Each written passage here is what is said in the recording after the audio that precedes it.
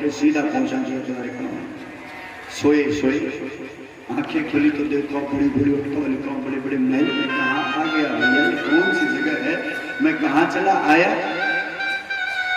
सामने इतने बड़े बड़े महल को देख के चकरा गई, ये कौन सी जगह है। एक आदमी से पूछा भैया ये जगह कौन सी, मैं तो पेड़ के नीचे सोया था। अरे बोले पागल हो गया आदमी, क्या बोल रहा है। अरे भैया ये द्वारका है। द्वारका? अरे भाई द्वारका, हाँ ये द्वारिका है। और ये सामने जो दिखाई दे रहा है रुक्मणी जी का भवन है। द्वारकाधीश का महल ही रहते द्वारकाधीश। द्वारकाधीश मेरा कन्हैया, मेरा कनुआ। बोले कनुआ नुआ कोई नहीं, कृष्ण चंद्र द्वारकाधीश का महल है। बोले हाँ। सीधा चल पड़े सुदामा, द्वार पर पहुंचे हैं। द्वारपालों ने रोक लिया, बाबा आप विराजिए, कहाँ से आ रहे हैं। बोले सुदामा पुरी से आ रहा हूं। किससे मिलना है। बोले मेरे कृष्ण से मिलना। कौन कृष्ण बाबा। ये तो द्वारकाधीश कृष्ण चंद्र भगवान का महल है। बोले हाँ वही द्वारकाधीश मेरो मित्र है, मेरो लंगोटिया यार है, गुरुकुल का यार है हमारा, इसलिए मैं मिलना चाहता हूं, मुझे मिला दो। द्वारपाल बड़े भगवान के द्वारपाल के उच्चंकल होंगे। बोले बाबा आप बैठिए, जलपान कराओ बाबा को। बोले नहीं नहीं कोई जलपान की ठीक, हम बैठे। द्वारपाल गया, अंदर सभा लगी थी, भगवान सभा के बीच में विराजमान। गेट कीपर आया तो भगवान ने सोचा कुछ विशेष सभा चल रही, भाई क्या बात है, भाई क्यों आया। किसी से पगान जगा तन पे प्रभु जाने को आई बसे के रामा। धोती फटे सिर के दुपट्टे, अब पायन तो नहीं सामा। द्वारपाल को देखा, क्या बात है भाई क्या। बोले साहब द्वार पे कोई आया। कौन है जरा वो शीश पगाना जगा तन पे। प्रभु कपड़े तो हैं पहने में लेकिन पूरे फटे हुए हैं। सिर में पगड़ी तो है पर वो नाम मात्र की है, कई जगह से फटे हुए हैं। बड़ा विचित्र सा है प्रभु। और बोले प्रभु पैर में जूती तो है लेकिन जूती के तलवे का ठिकाना नहीं, न जाने कितने कंकड़ पत्थर खड़े हैं। अरे नाम तो बताओ।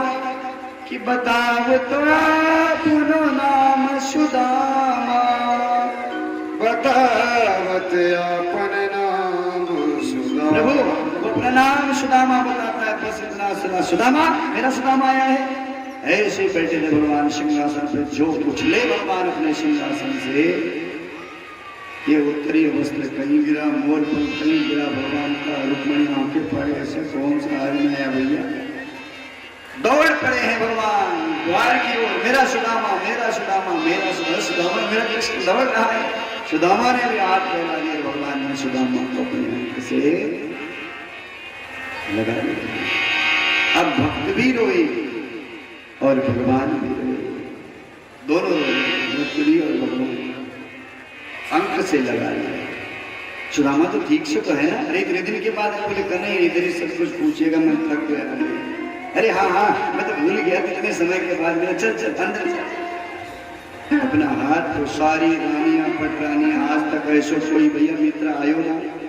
ये कौन सा मित्र है ऐसा जिसके कपड़े का ठिकाना नहीं, जूते का ठिकाना नहीं, पगड़ी का ठिकाना नहीं। याद रखिए साहब, भगवान उसको अपनाते हैं जिसको दुनिया ठुकराती है। याद रखिए, सूत्र है भागवत। आप अपने को छोटे मत गिनिए कि हम छोटे हैं। जिसको दुनिया छोटा कहती है भगवान उसी को अपनाते हैं। दासान दासो भवितास्मि भूयः, दासान दासो भवितास्मि भूयः। भगवान कहते हैं मैं दास के दास को पहले पकड़ लेता। आप सबसे ज्यादा भगवान के प्रिय हैं और ये दिखा दिया आज द्वारकाधीश हमारे कन्हैया ने कि तुम्हारे पास धन दौलत खला माल कितनों है, हम उस बात का महत्व नहीं रखते साहब। हमें तो तुम्हारा दिल दिखाई देता कि तुम्हारा दिल कितना भरा है प्रेम से, प्यार से, प्यार से। हम तो ये पहचानते हैं। भगवान ने अंक से लगा लिया, अपने सिंहासन पे बिठाया। रानी सब उनके पाड़े रुक्मिणी ने कहा भैया ये क्या हो रहा है? सत्यभामा ने कहा समस्या परे है द्वारकाधीश की लीला। जाम्बवती ने कहा कोई बात नहीं, जो भी आया मेहमान आया तो स्वागत करना पड़ेगा।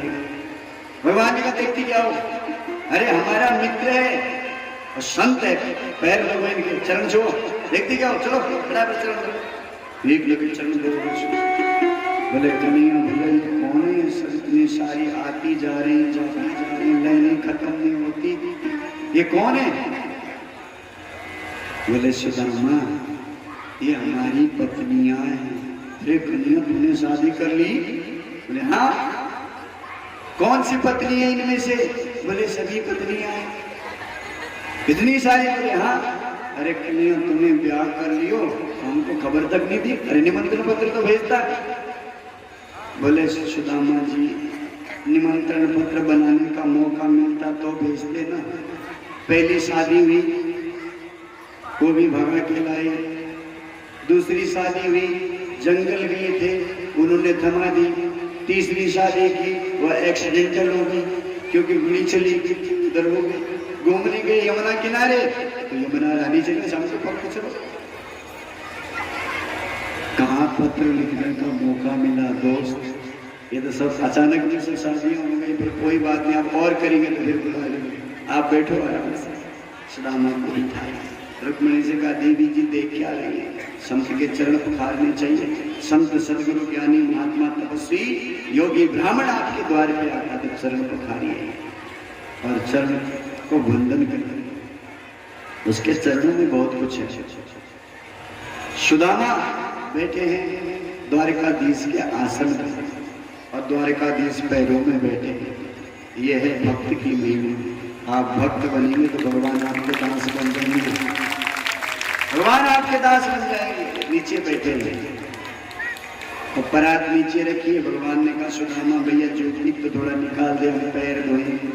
आपके चरण हमारे घर द्वार में पड़ेगी तो सबकी बुद्धि ठिकाने रहेगी। सुदामा जी ने कहा कन्हैया तेरी इच्छा भैया, वैसे तो ठीक है, मैं ऐसी ठीक है रहने। वो जूतियां निकाली रखा उस परात में। सुदामा थोड़ा पैर सजा लूं, तेरे थक गया होगा, बड़ी दूर से आया ना, थोड़ा पैर सजा। अरे रहने दे कृष्ण, तू हद करता है, तू तो मेरा यार दोस्त इतना नहीं। भगवान ने सुदामा के पैर पकड़ लिए और जो भगवान ने सुदामा का पैर उठा के हाथ में पकड़ा, कांटा हाथ में लगा। अरे ये क्या तेरे पैर में कांटे लगे सुदामा? देखा तो एक नहीं, दो नहीं, तीन नहीं, चार नहीं, अनंत कांटे लगे हैं, क्योंकि जूते तो ऊपर से था, उसके नीचे तलवा ठाई नहीं।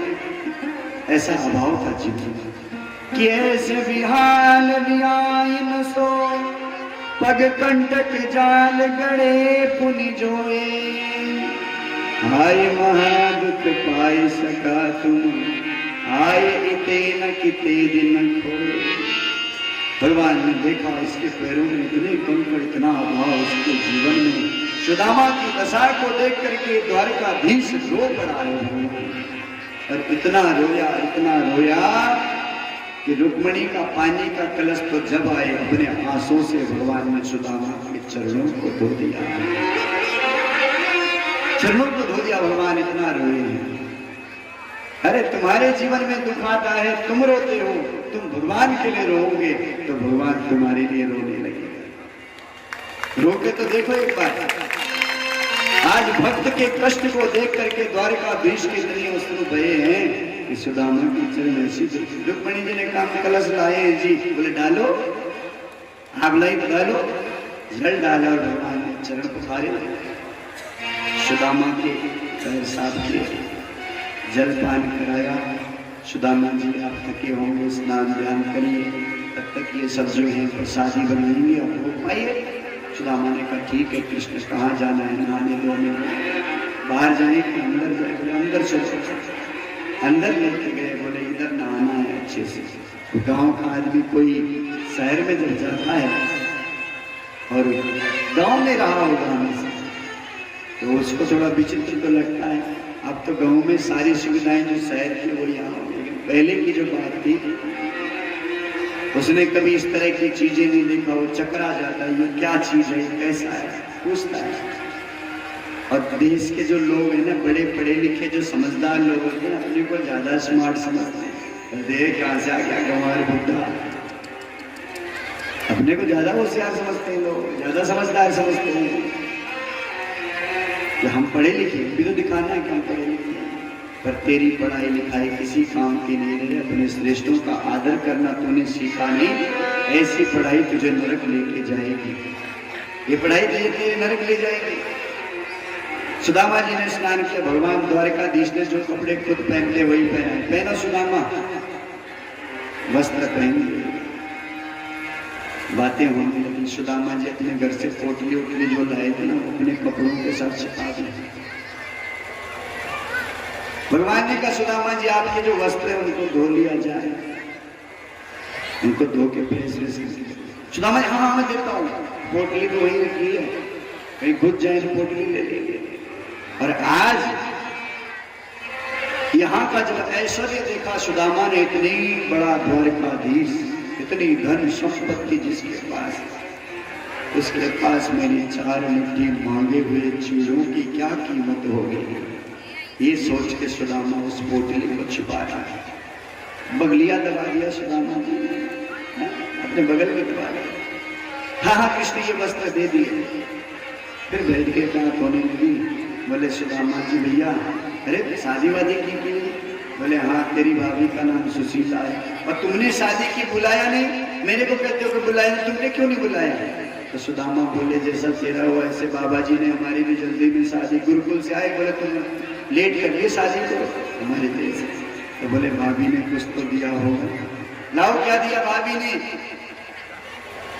सुदामा को बोले हम खाली आए, जल्दी में देना। तो भाभी को अच्छे से बता नहीं पाए, कुछ लाए नहीं। बोले तू छिपा रहा है मुझसे, मत छिपा मुझसे, तूने बहुत कुछ छिपाया सुदामा, वो चावल तूने छिपाए जिससे मुझे दरिद्रता आ सकती थी, वो तूने अपने जीवन में ले लिया। अब मुझसे सहन नहीं होता, अब मुझसे सहन नहीं होता। द्वारकाधीश ने कहा अब तेरे जीवन में मैं आनंद देने वाला हूं, इसलिए तू छिपा।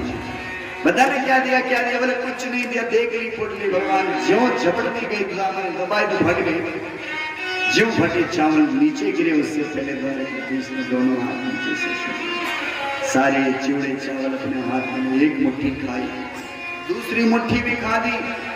ज्यों तीसरी मुट्ठी खाना चाहते थे तो रुक्मिणी ने हाथ पकड़ लिया, प्रभु ये क्या कर रहे हो?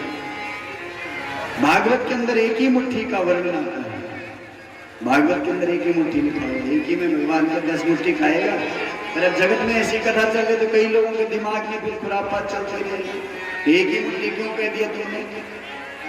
उसने 3 मुट्ठियां खाई थी, 2 मुट्ठियां खाई, तो भगवान ने 2 मुट्ठी खाया, 10 मुट्ठी खाई, समझ लो, मान लो, बस मानने की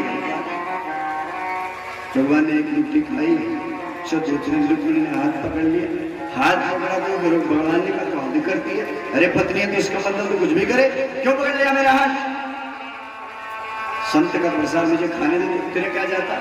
मेरा दोस्त है, मेरा सखा है, तू होगी तो धनी होगी, मैं तो गरीबों का इंसान, मैं तो गरीबों का हूं, मेरा भक्त मेरे लिए लाया, मुझे खाने दे, ये प्रसाद है संत का प्रसाद, मुझे खाने दे।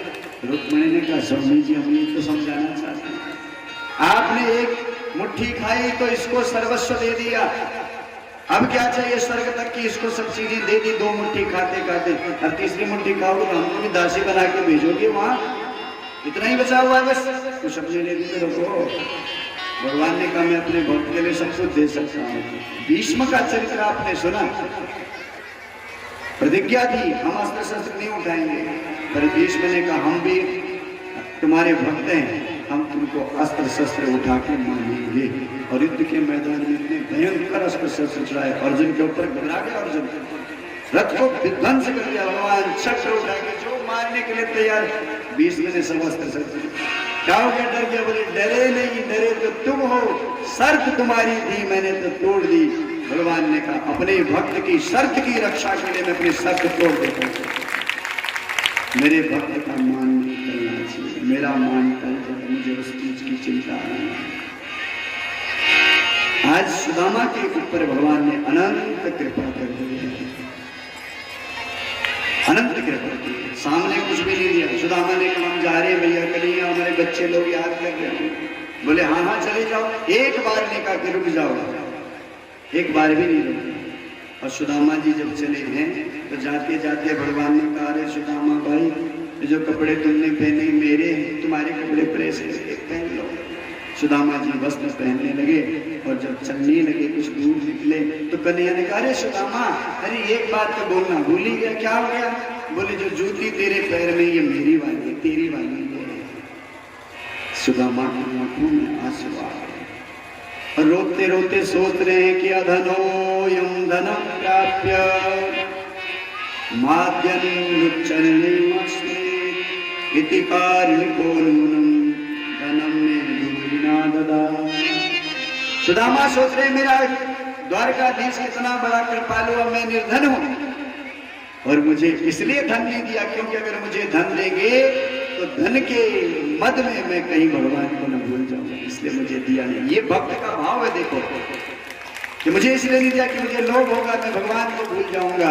मेरा कृष्ण चाहता है कि मेरा सुदामा हमेशा मेरा बना रहे, ये जगत का ना बने, क्योंकि जब तुम अति धनी बन जाते हो तो तुम जगत के बन जाते हो, और जब तुम राम नाम का धन और कृष्ण नाम का धन इकट्ठा कर लेते हो तो तुम जगदीश के बन जाते हो। भगवान ने कहा मेरा ही हमेशा। जब जूतियां लेने लगे तो सामने रुक्मणी थी। रुक्मणी बोली प्रभु हद नहीं होगी, अरे आपने वस्त्र दिए थे वापस ले लिए, क्या इतनी औकात नहीं अपनी कि हम सुदामा को एक जोड़ी जूते दे सके, खड़ाऊ दे सके, इतनी भी औकात नहीं। भगवान ने फिर रुक्मणी से कहा रुक्मणी चुप रहो, तुम नहीं जानते सुदामा कौन है। कौन है सुदामा? बोले संत है सुदामा, महात्मा है सुदामा, ज्ञानी है सुदामा, और मैं चाहता हूं कि अपनी वही जूती पहन के जाए जिसमें नीचे पैर लगते हैं। इसकी पैर जहां पड़ेंगे बस उस चरण धूलि को हम डिब्बी में बंद करके रख देंगे, रोज उसी को तिलक लगाएंगे, उसी का हम रोज तिलक करेंगे। इतना प्रेम भगवान भक्त से करते हैं। सुदामा को भगवान ने वहां से विदाई दी। सुदामा जी यहाँ आए तब तक तो यहाँ सब महल बन चुके थे।